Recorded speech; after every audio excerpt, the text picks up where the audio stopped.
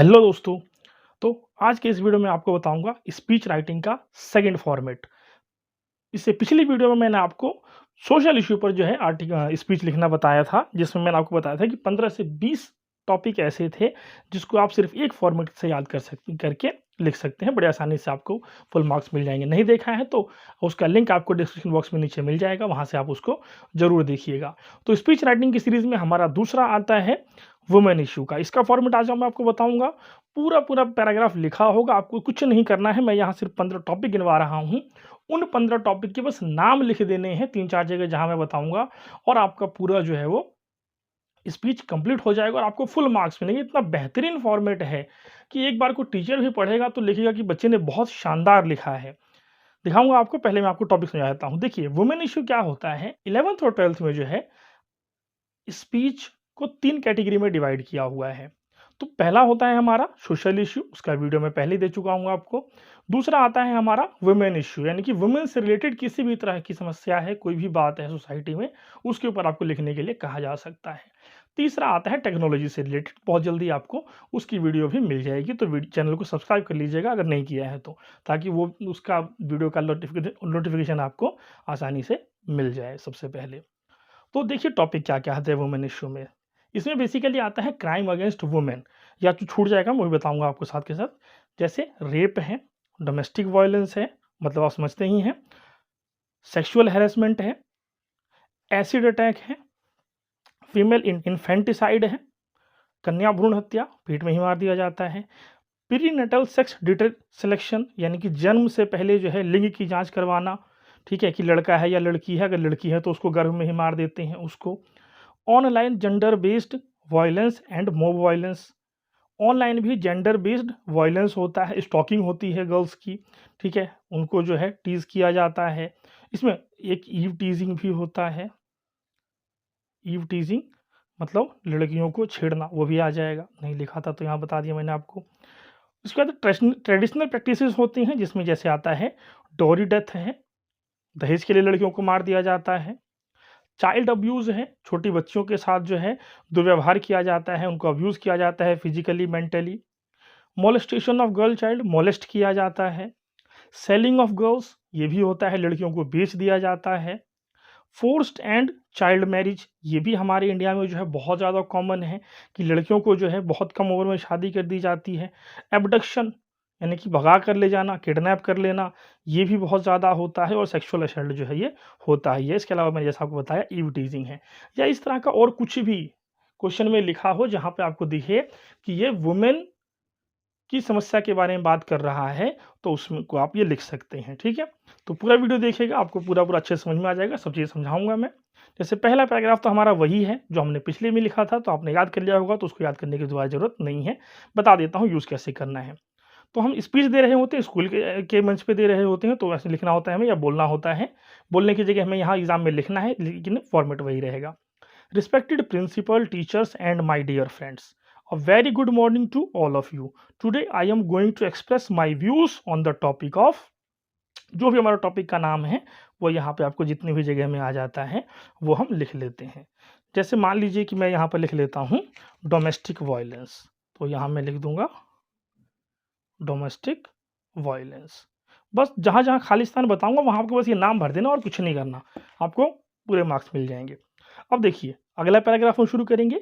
Behind every successful man there is a woman, कि हर सफल आदमी के पीछे एक औरत का हाथ होता है, ऐसा कहा जाता है।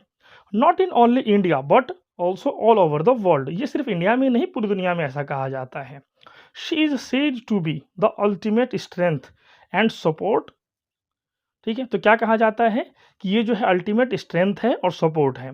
बट इन मॉडर्न वर्ल्ड, आधुनिक दुनिया में, women are looked upon as the unblessed creature of God in our country, लेकिन आज के समय में लड़कियों को और तो कैसे देखा जाता है, अनब्लेस्ड क्रिएचर ऑफ गॉड, कि मतलब उनको कोई पसंद नहीं करता है, अनब्लेस्ड हैं, ठीक है, मतलब भगवान ने जैसे ऐसे ही फालतू में बना दिए हैं, इस तरह से है, इसलिए उनका शोषण किया जाता है। तो ये 2 पैराग्राफ हमारे पहले में इंट्रोडक्शन हो गया, दूसरे में हमने इसकी भूमिका बनाई है। अब क्या-क्या होता है वो लिखेंगे। तो हमारा तीसरा पैराग्राफ शुरू होगा।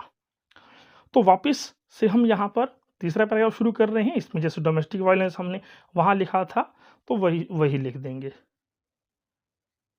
तो ये लिख दिया हमने, domestic violence is one of the heinous crimes against women. तो डोमेस्टिक वायलेंस जो है वन ऑफ द हीनियस मतलब जघन्य, बहुत ही खराब, बहुत बुरा क्राइम अगेंस्ट वुमेन है। It is increasing day by day, और ये डे बाय डे बढ़ भी रहा है, कम नहीं हो रहा है।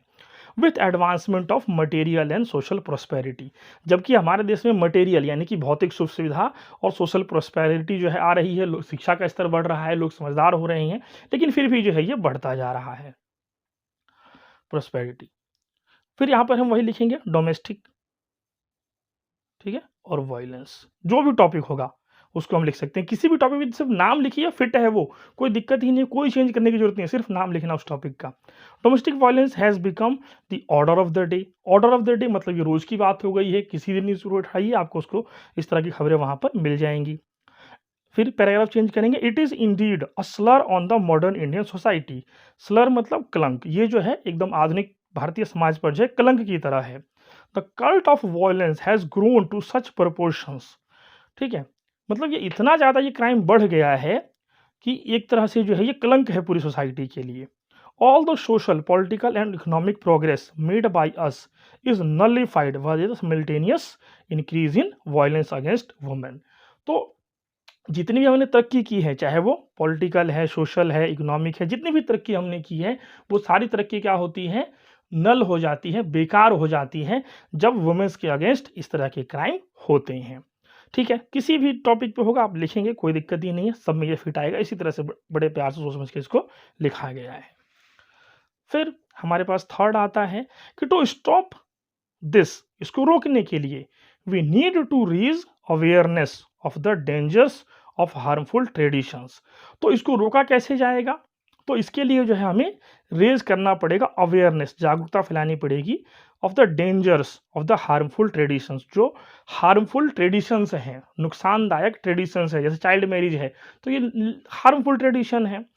तो इस तरह का औरतों घर से बाहर नहीं निकलने देना काम करने के लिए, उनको एजुकेट नहीं करना, एम्पावर नहीं करना, तो ये सब जो है हार्मफुल ट्रेडिशन है। बहुत सारी जगह भी लड़कियों को नहीं पढ़ाते हैं कि उनको पढ़ाएंगे तो घर का काम कौन करेगा, तो ये सब चीज़ें जो है वो इस तरह के ट्रेडिशंस में आती हैं। ठीक है, emboldened girls to speak out about their bad experience in society, और लड़कियों को इतना साहसी बनाना, इतना शक्तिशाली बनाना कि उनके साथ जो भी समाज में बुरा हो रहा है उसके खिलाफ जो है वो खुद ही आवाज़ उठा सकें और उसको जो है वो बता सकें। फिर हमारा लास्ट पैराग्राफ है कि a big responsibility falls on the shoulders of our social workers, कि बहुत बड़ी जिम्मेदारी जो है इन चीज़ों को दूर करने में किसके ऊपर आती है, हमारे सोशल वर्कर्स के ऊपर आती है। एंड वुमेन, ठीक है, तो सोशल वर्कर्स भी होंगे एंड वुमेन देमसेल्व्स वो भी होंगी।